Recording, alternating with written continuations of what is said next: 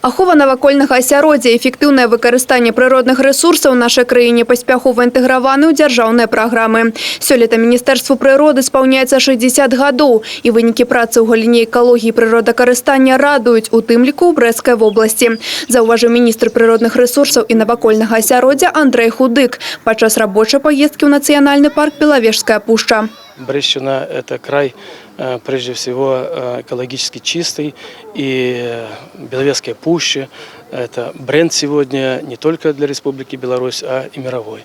Должен сказать, что все ухожено, что чисто.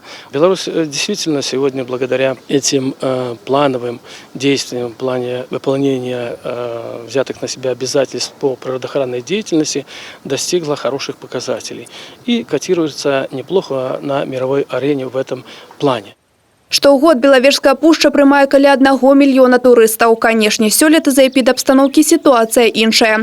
Няма замежных гасцей, але затое актыўна наведвае нацыянальны парк беларускі турыстычны поток. Зараз Беловежская пушча працягвае развівацца ва ўсіх напрамках, тым больш, калі ёсць падтрымка. Многое делается, и мы ощущаем огромную поддержку государственную, потому что, естественно, без этой поддержки мы не могли бы в таком состоянии содержать достаточно серьезную территорию.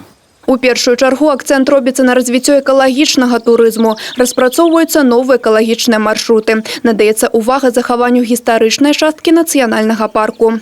Анастасія Цыкунда, Грана Капян, тэлерадыёкампанія «Брэст».